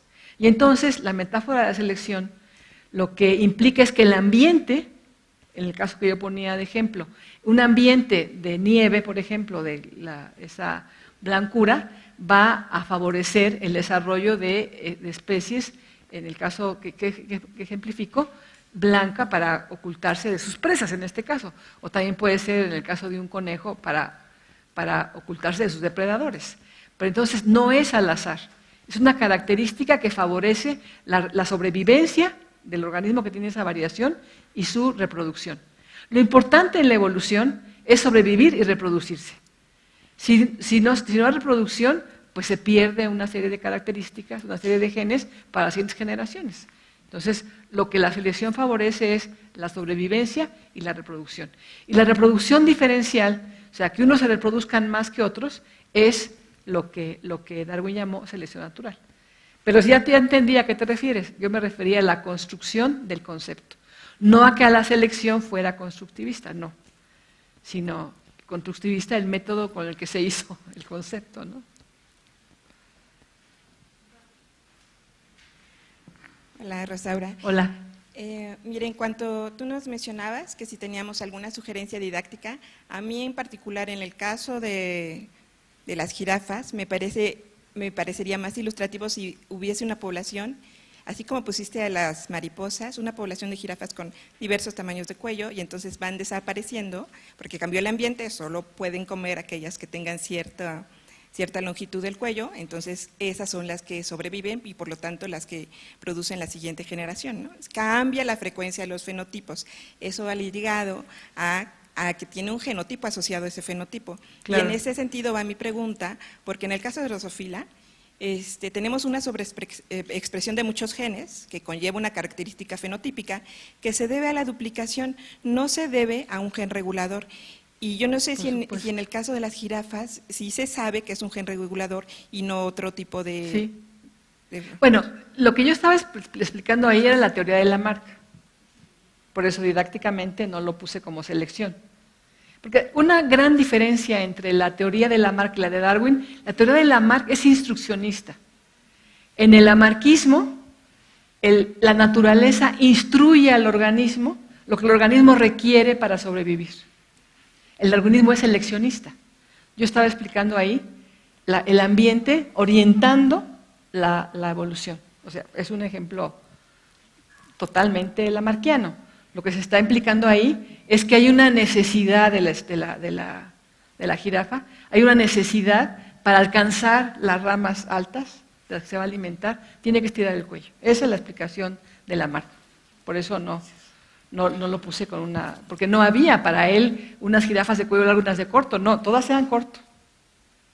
Es Lamarck, entonces se va creciendo, etcétera, ¿no? Ahora, sí he leído que hoy se explica por un gen regulador. O sea, hay muchísimas formas de mutaciones. Por supuesto, hay duplicaciones, como la que tú mencionas, hay deleciones, hay genes que quedan ausentes, hay una variabilidad, una variación enorme en las formas de mutación. Hay mutaciones puntuales, hay mutaciones cromosómicas. Por ejemplo, el síndrome de Down se produce porque falta toda una parte de un cromosoma, sobra una parte del cromosoma 21. Por eso es trisomía del cromosoma 21, porque sobra a veces un cromosoma completo, a veces parte de ese cromosoma. Hay muchísimas, hablé de mutación en un sentido muy general, incluyendo una gran cantidad de formas en las que esa mutación se puede llevar a cabo. Pero sí he leído que en el caso de las vértebras, y además sí sabemos esto, los genes reguladores activan a un gen y ese gen puede durar más tiempo activado, apagarse o prenderse, para hablar en términos más conocidos. Y entonces, el que el gen esté prendido y produciéndose el mayor cantidad de material para la vértebra o no, eso se ha explicado en el caso de la diferencia del tamaño de las vértebras de las jirafas. Pero por supuesto, lo que tú señalas para la Drosophila, pues también, es que hay insisto, una cantidad de formas en las que la mutación puede provocar, sí, cambios. Es que yo no estoy dando la palabra para que no nos confundamos, sí. ¿Cómo está? Buenas tardes, maestra. Muchas gracias por venir a darnos esta lección tan interesante. Me produce yo estoy fuera de la biología totalmente, ¿no? Pero me atacó una pregunta cuando habló usted de la diversidad de la especie, que tiene pruebas claras en la anatomía, o sea que una mano, etcétera, todo eso. Yo quisiera preguntarle si existe un comportamiento en cada una de estas especies y si ese comportamiento se transmite a cada otra de las diversas especies. Bueno, cada especie tiene una anatomía característica, una fisiología característica y, por supuesto, en el caso de animales, un comportamiento característico de la especie también. Y así como hemos señalado en el ejemplo, la anatomía, cómo se modifica, también el comportamiento, por supuesto, se modifica y también el comportamiento, no sé qué dice, y también el comportamiento evoluciona. Y también en el comportamiento hay una diversidad tremenda. Yo creo que algo que ocurre, por ejemplo, en los humanos, que yo decía, como una diferencia entre chimpancés y humanos tan pequeña a nivel genético, pero a nivel de comportamiento hay una brecha, que es la que les impresiona a los filósofos. Por eso dicen el hombre, porque a veces se les olvida que hay mujeres, el hombre es el ser diferente absolutamente que todos los animales. Y bueno, por eso, por el comportamiento tan distinto, por supuesto, de los humanos con respecto a esas especies. Pero lo que sostenemos los evolucionistas es lo que sí puede diferenciarnos de algunas condiciones filosóficas es, pero no hay nada propiamente humano. Toda característica conductual humana tiene un origen, toda característica fisiológica, anatómica y también conductual, tiene un origen en la historia evolutiva de la especie. También el comportamiento es una característica de cada especie. Por supuesto, hablando de animales. Las plantas no se puede hablar de un comportamiento, excepto tal vez en las plantas carnívoras, pero es distinto. Cuando una planta carnívora se posa una mosca, algún insecto, se cierra, ¿no? Pero es un mecanismo más físico que realmente conductual. Pero hablando de animales, claro que tienen un comportamiento, y el comportamiento también varía y también tiene que ver con adaptación.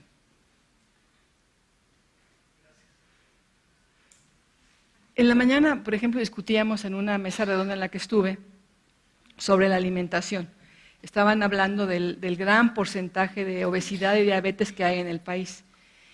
Y yo comentaba que una de las razones es la evolución y que no se toma en cuenta en muchos aspectos. Por eso este tipo de seminarios, para que los abogados, tenemos aquí uno muy prestigiado, Ruperto, bueno que viniste, Ruperto, los médicos entiendan cómo ha surgido la especie humana y cómo somos resultado de un proceso natural y cómo ha habido modificaciones en todos los sentidos. Por ejemplo, yo explicaba cómo cuando Homo sapiens surge en África, porque hay evidencias enormes de que todos los seres humanos surgimos, o sea, nuestro ancestro,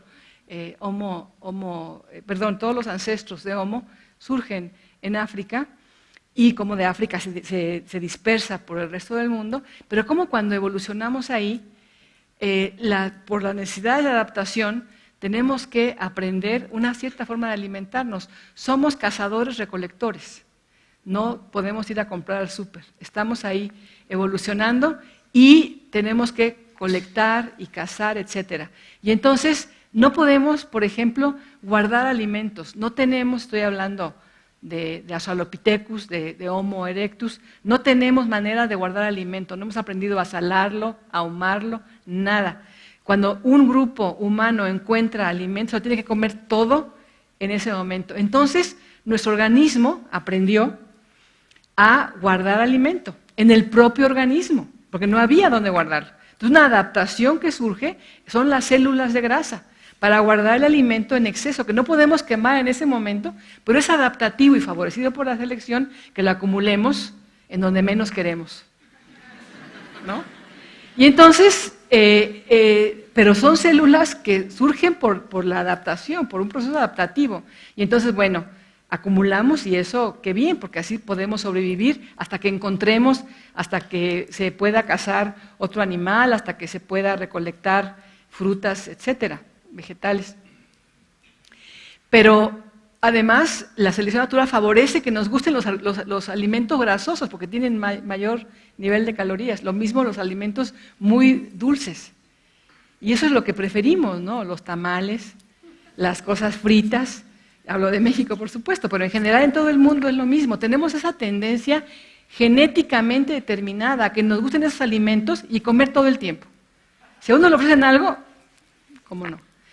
Entonces, lo que digo es, eso está fijado en nuestros genes, esas preferencias alimentarias las hemos adquirido, están genéticamente determinadas. Sin embargo, la cultura, la educación, es lo que permite, en todo caso, modificar ese comportamiento. Pero esos gustos les han sido favorecidos por la selección natural, y es algo conductual.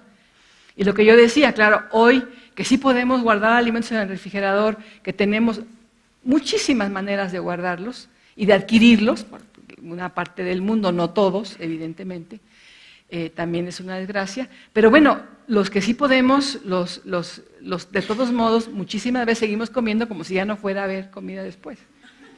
O sea, la memoria genética es tremenda. Seguimos, nuestro cuerpo sigue pensando, ¿qué tal que después no hay? Y entonces hay que comerse todo lo que esté en una mesa y no dejar nada. Entonces, es muy importante entender esta relación entre lo biológico y lo social, porque además, claro, hay costumbres de siempre comer y siempre que uno quiere agradar a alguien y llega a la casa uno le ofrece algo, bueno, particularmente los mexicanos que somos estupendos anfitriones, ¿no? Entonces siempre hay que comer algo, invitar algo, etcétera. Pero claro, el comportamiento es parte de las características de una especie.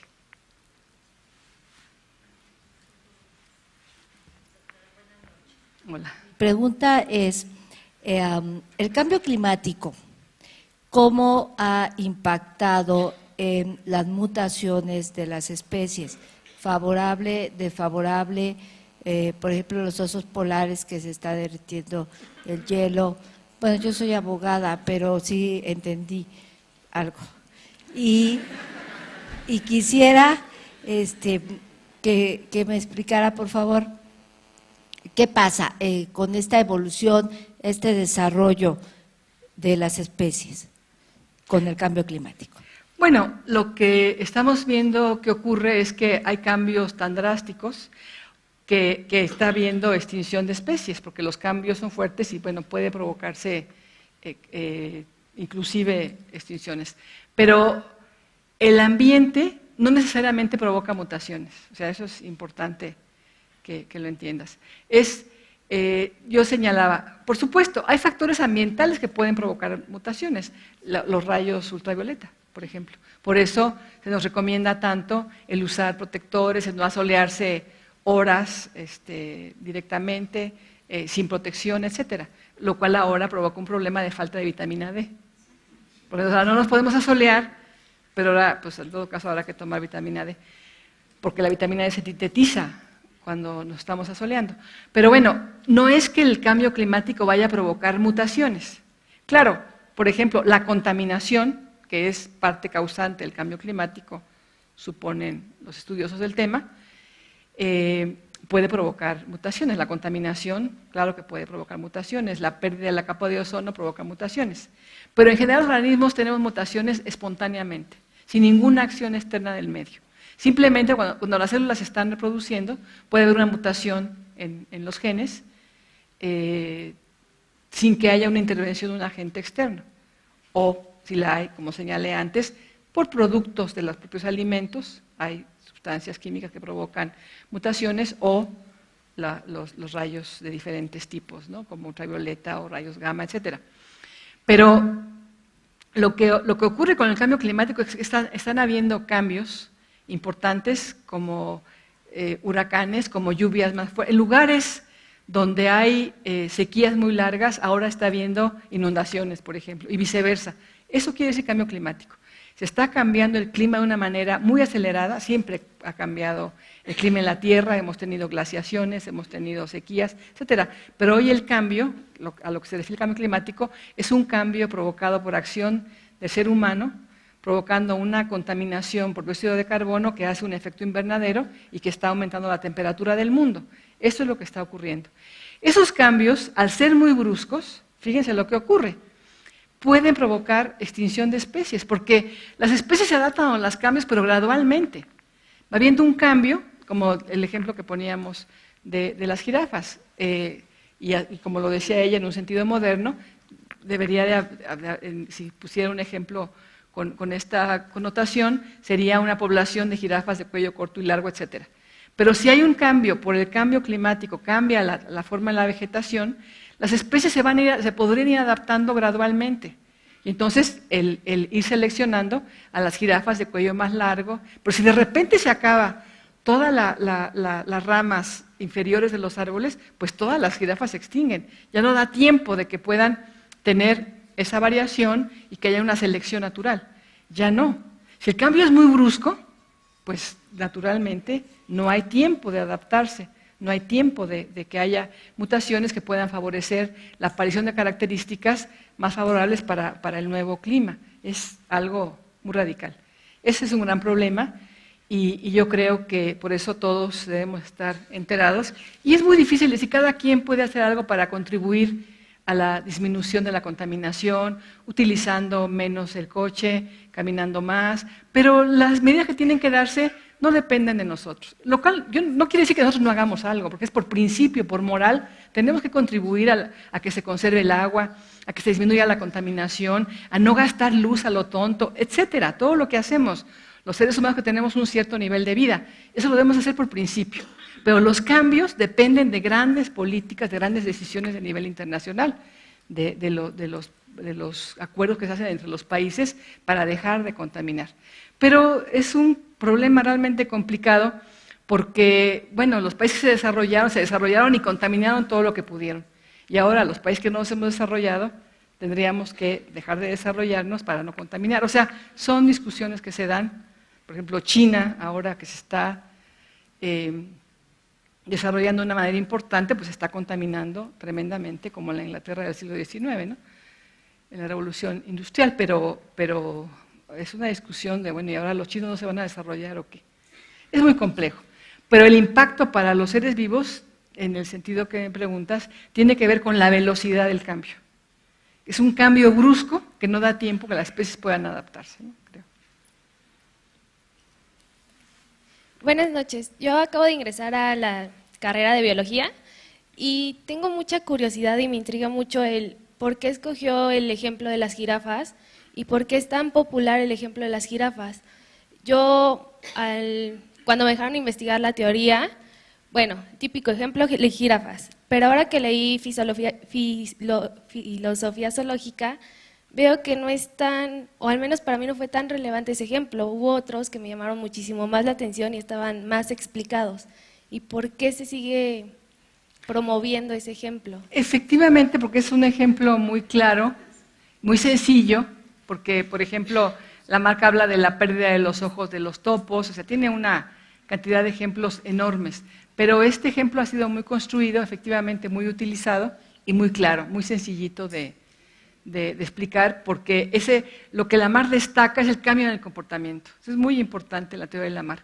Lo que provoca el cambio en Lamarck es el cambio de conducta, el cambio de comportamiento. Ese es esencial en la teoría lamarckiana. Y aquí podemos ver muy claramente cómo el cambio de comportamiento sencillamente te lleva al crecimiento del cuello, por el esfuerzo, según Lamarck, por el esfuerzo de las jirafas yo creo que en algún momento Lamarck lo hizo, por supuesto, el ejemplo. Y entonces se ha generalizado porque es muy didáctico, muy sencillo y que representa muy bien la posición de Lamarck. Pero se pueden dar muchísimos más ejemplos y un poco más complejos, ¿no?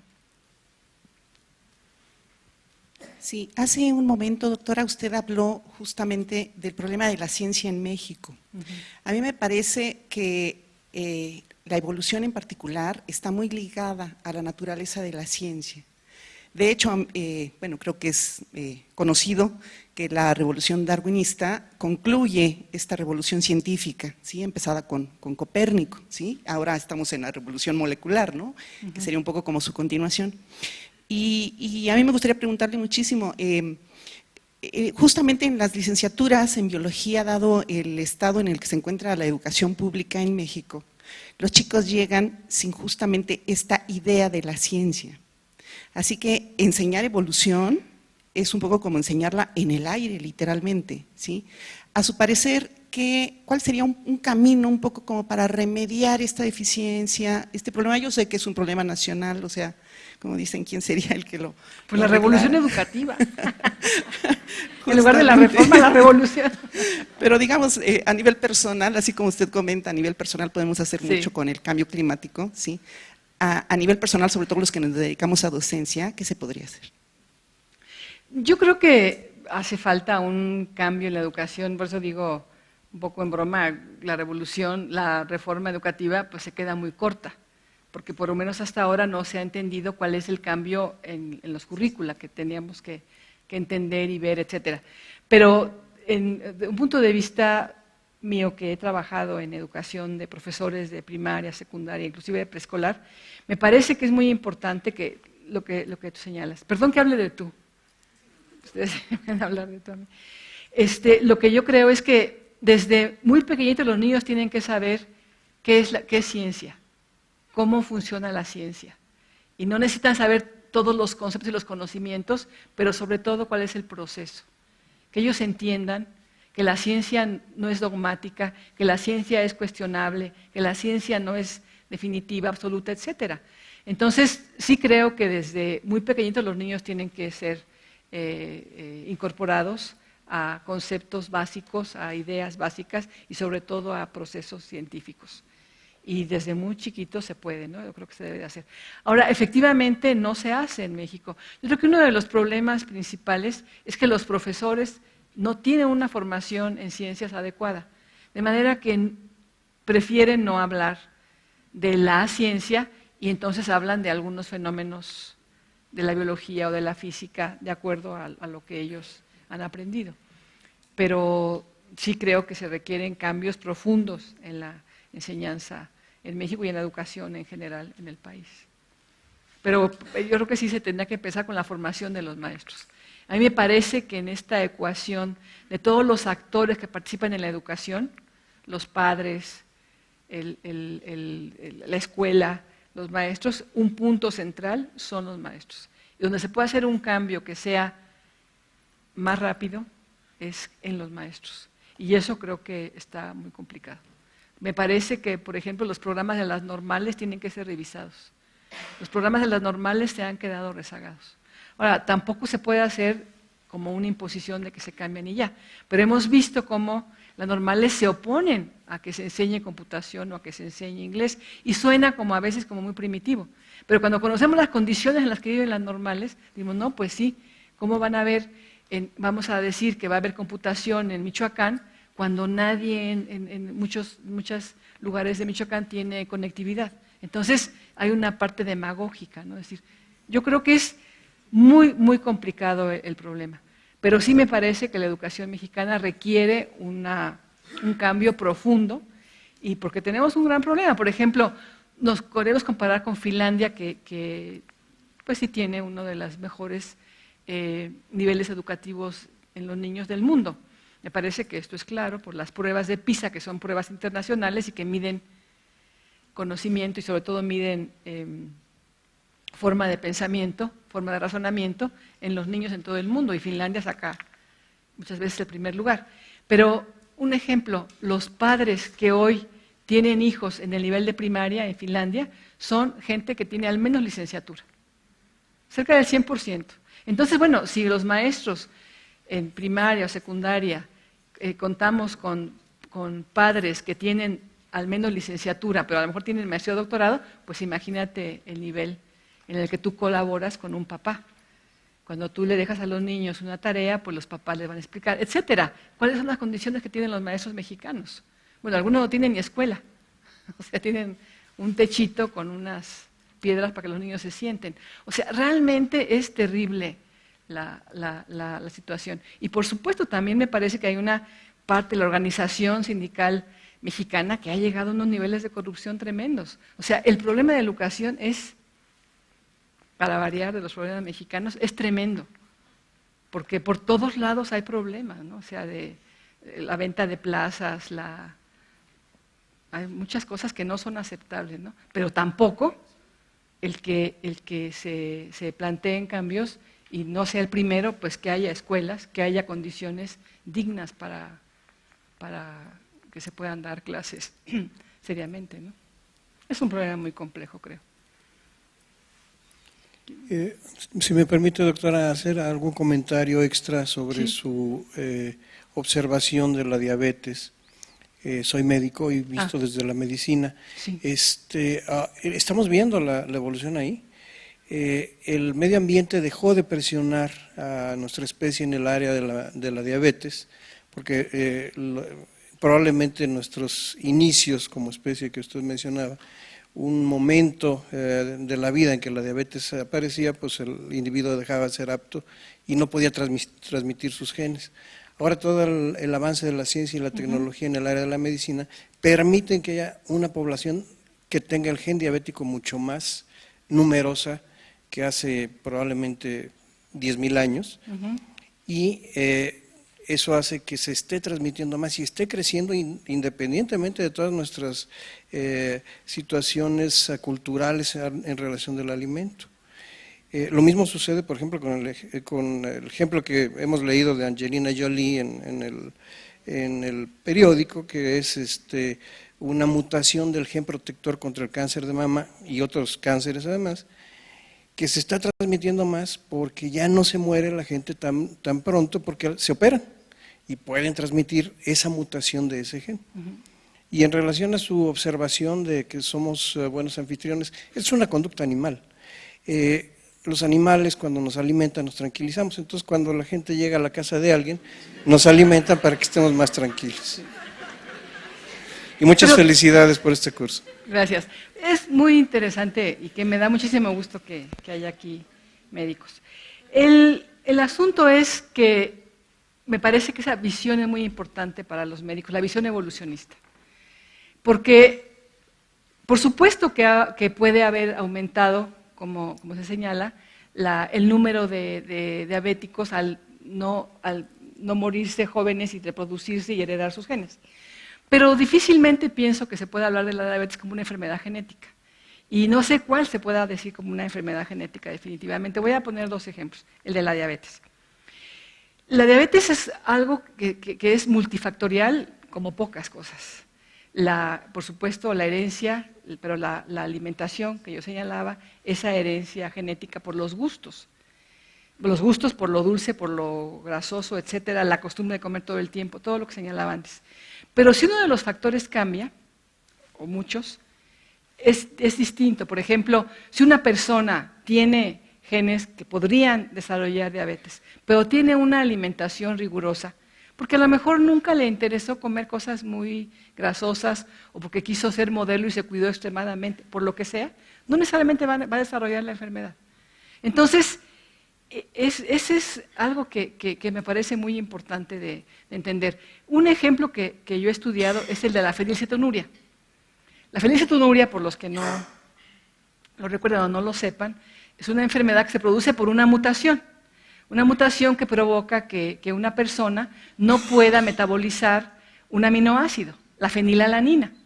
Entonces, la medicina siempre ha dicho que es una enfermedad genética, pero hay una mutación que provoca que esa persona no pueda metabolizar la fenilalanina y si come ese aminoácido, va a tener un daño cerebral porque se forman cristales, etc.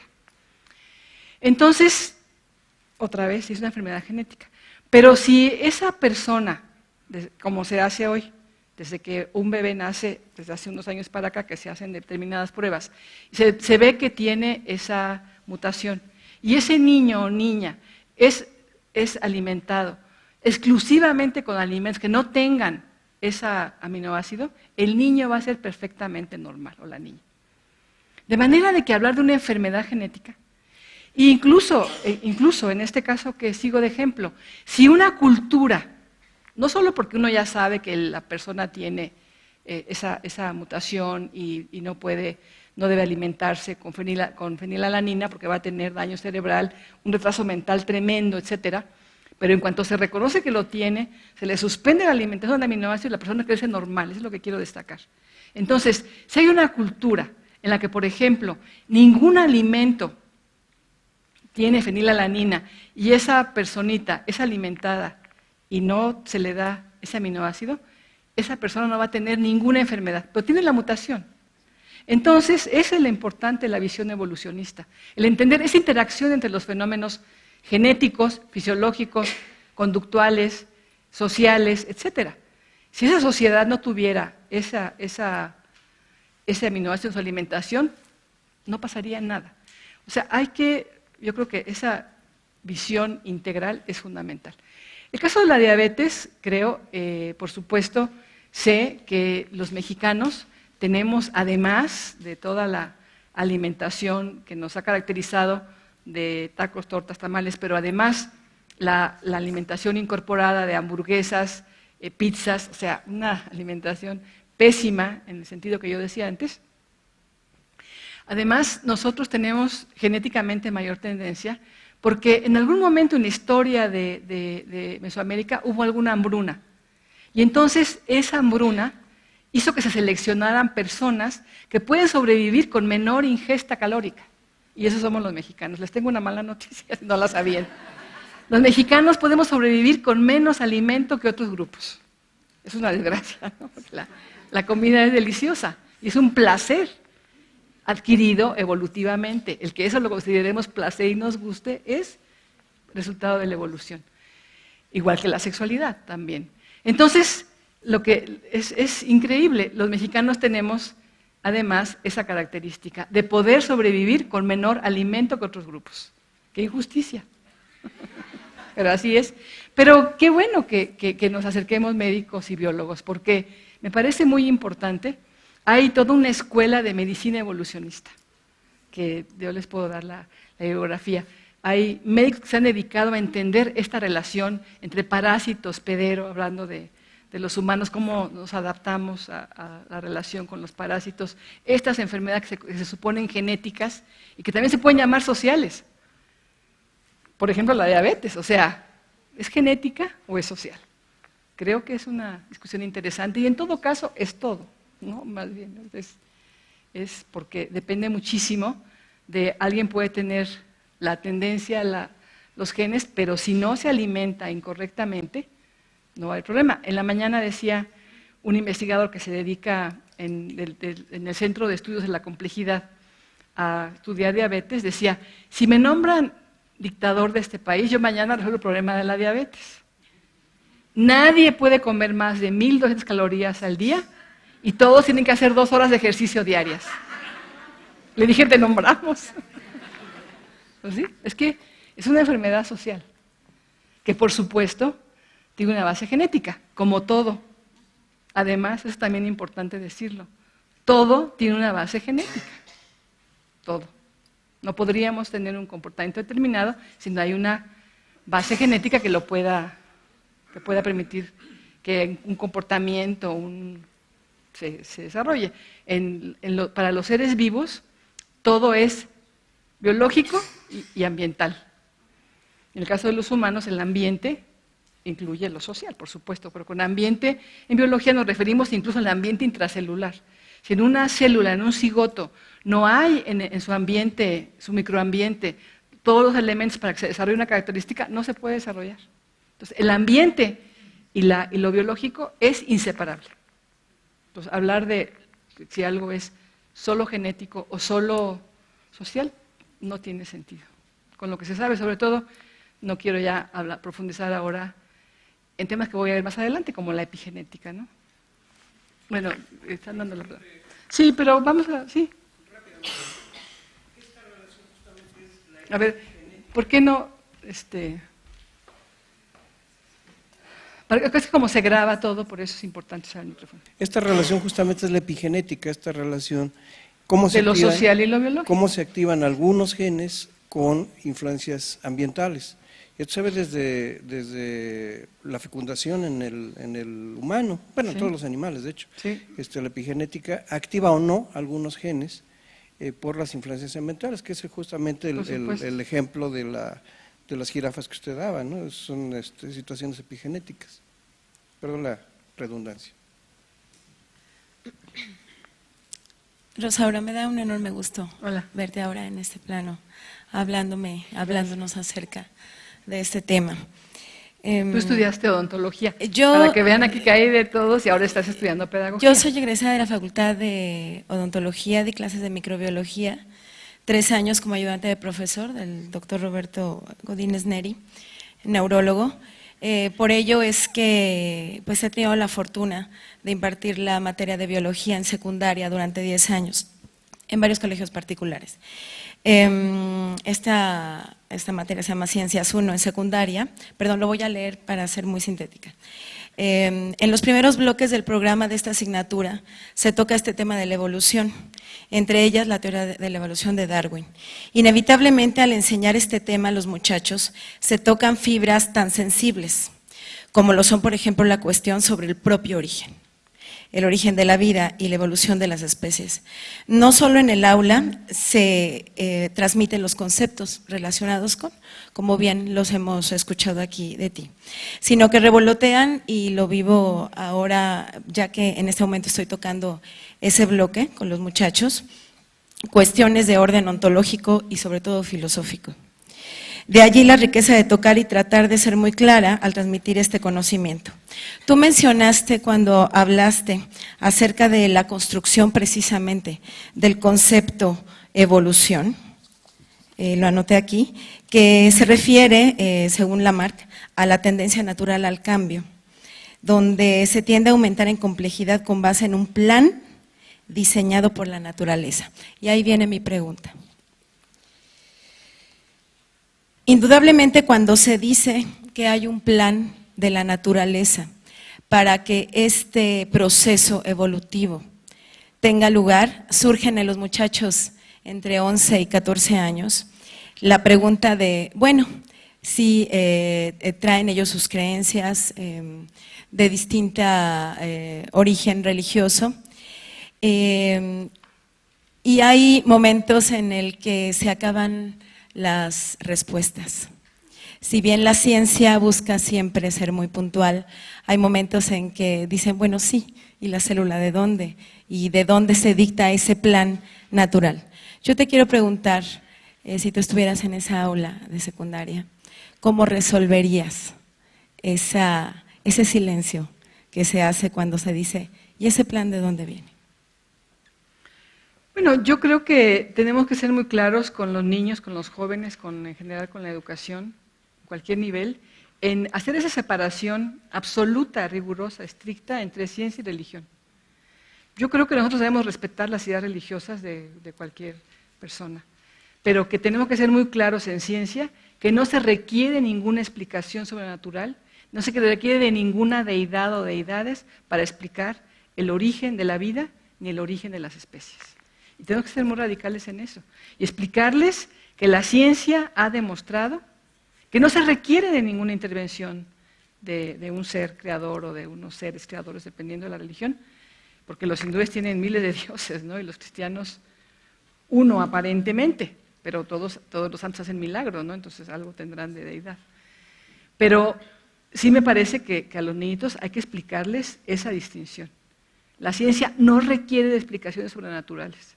La ciencia puede explicar y debe explicar los fenómenos naturales a partir de principios científicos. Y entonces, precisamente, cuando hablamos de Lamarck, pero también hablamos de una teoría que no es vigente hoy. Yo inclusive tengo mis dudas de que se explique tanto de Lamarck en primaria y secundaria, porque siempre exactamente a lo que llegas esas cuestiones. He pensado que es que no enseñamos en la primaria, en la secundaria o en el kinder todo desde un punto de vista histórico. ¿Por qué en biología sí? O sea, no necesariamente les explicamos las matemáticas y les decimos que a lo mejor lo deberíamos de hacer, pero es una discusión. Cómo surge el álgebra, cómo surge el cálculo, cómo surge, etcétera. Se debería explicar. Pero es muy complicado con niños de estas edades y con gente en general explicar que el lamarckismo es una teoría superada, que hoy no se aceptan las tesis de Lamarck. Yo señalé, es un personaje importantísimo en la biología, pues sencillamente porque funda la biología, porque hace aportaciones a la biología impresionantes. Lo dije en la sistemática, en la evolución, como el primer evolucionista que presenta un mecanismo, y señalé cuál era. Pero también hay que explicar en todo caso que eso no está vigente, que la ciencia se sanciona a sí misma y que la ciencia se corrige, se autocorrige. Es una característica fundamental de la ciencia, la capacidad de autocorrección, y que se ha modificado y que esa teoría no se acepta hoy. No se acepta que tenga un plan la naturaleza. Esa es una idea de la filosofía natural, la naturfilosofía alemana, de la cual Lamarck era muy cercano a la escuela de Schelling, de Kant, de Goethe, etc. Pero que hoy no se considera como válida en un punto de vista evolutivo. Hoy se considera como vigente la teoría de Darwin no en todo tampoco, hay cosas que que se han superado, como su teoría de la pangénesis, su teoría de la herencia, su fallida teoría de la herencia. Entonces, sí también tenemos que enseñarles que ya no se vale, que no es válido hoy. ¿Y hoy qué se cree? Y sí, como claro que he vivido, y no es broma, crisis en mi salón de clases por hablar de la no necesidad de la intervención, ya hablando del judeocristianismo, de Dios en el origen de las especies ni del ser humano. Ni siquiera del ser humano, porque me acuerdo del Papa Paulo II, Juan Pablo II, que aceptó, pues muy a regañadientes, aceptó que había evolución, aceptó que Darwin tenía razón porque ya era apabullante en el mundo, ¿no?, occidental el que la Iglesia Católica aceptara que había un proceso de evolución y que Darwin había demostrado, ya dije, sin lugar a dudas razonables, las de la Iglesia no son razonables, las de las religiones no son razonables, sin lugar a dudas había demostrado que la evolución es un hecho y que la Iglesia lo reconociera. Y él lo reconoció, pero dijo, sí ha habido evolución, pero con una excepción, el alma humana. No, pues ya. ¿Cuál? Entonces, ¿cuál es la aceptación tan limitada? Entonces, bueno, yo sí creo que hay que confrontar. Además, a mí me parece importante hacerlo. Me parece importante hacerlo porque yo creo que no se les va a olvidar nunca que nosotros les dijimos que no se requería la intervención de Dios para explicar el origen de la vida, ni el origen de las especies, ni el origen de los seres humanos. Sí, decir, bueno, la Biblia la pueden leer como el Viejo Testamento y el Nuevo Testamento, depende, como algo interesante, como parte de la historia de un pueblo, como una posición, como literatura, como lo que quieran, pero no como ciencia. La Biblia no es un libro científico, punto. Y eso lo tienen que entender los niños y lo que les enseñan en el catecismo, pues pobrecitos, pero hay que decirles que entiendan que la ciencia tiene otros principios, otros métodos, no tiene dogmas, etc. Pero la ciencia además solamente acepta lo que tiene evidencias, no acepta simplemente ideas, puede aceptar provisionalmente una idea y buscar la evidencia, pero por eso insisto, la evolución tiene evidencias incontrovertibles, me parece, ¿no? Y lo que dije, la evolución es un hecho demostrado. Las teorías que la explican, no, ahí sí puede haber debate. Es más importante la selección natural o la deriva genética. Son más importantes tales tipos de mutaciones u otros. Hay muchísima discusión. ¿La evolución es estrictamente gradual o no? ¿Hay momentos de salto o no? Muchísimo se discute, pero no el hecho de la evolución. Eso es muy importante. Buenas noches. Yo nada más quería tocar rápidamente 3 puntos que sentí que se quedaron un poquito volando. Con respecto a la compañera abogada que mencionó algo del cambio climático, simplemente recordarle que la doctora hace un momento mencionó que las mutaciones no necesariamente eran negativas, positivas, sino dependían totalmente del medio, ¿no? Entonces, más allá de que el cambio climático generara mutaciones negativas, ¿no? Es, como bien menciona la doctora, la velocidad, y las mutaciones están, y dependiendo del medio, pueden ser neutras, positivas o negativas.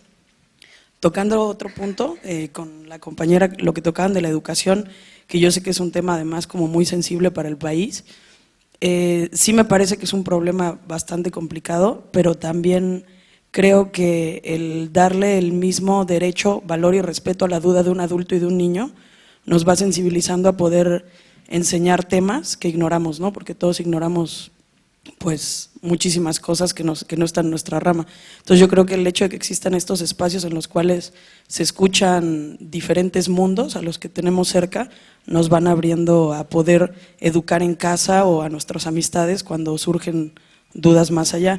Y nada más de metiche, tercera y ya última, en cuanto a las enfermedades multifactor, hace poquito leí unos artículos que hablan cómo también la diabetes está ligada a los ciclos circadianos, es decir, a qué tanto descansa una persona moderna, ¿no? Entonces, bueno, moderna. Entonces, básicamente las personas que están sometidas a más estrés y a menos horas de sueño de las óptimas también empiezan a tener problemas de diabetes, ¿no? Tocando nuevamente el multifactor y ya. Sí, sin duda es una enfermedad multifactorial, está de acuerdo nuestro compañero médico, ¿no? Muchísimos factores. En la mañana que les comentaba esa reunión también había una psicóloga y señaló la problemática psicológica de lo complicado que es dejar una adicción a cualquier cosa. Y muchas veces en la obesidad hay una adicción a la comida, igual equivalente a la adicción de un alcohólico por el alcohol, etcétera. Y eso es tremendamente complejo de cambiar. grandesmaestros.unam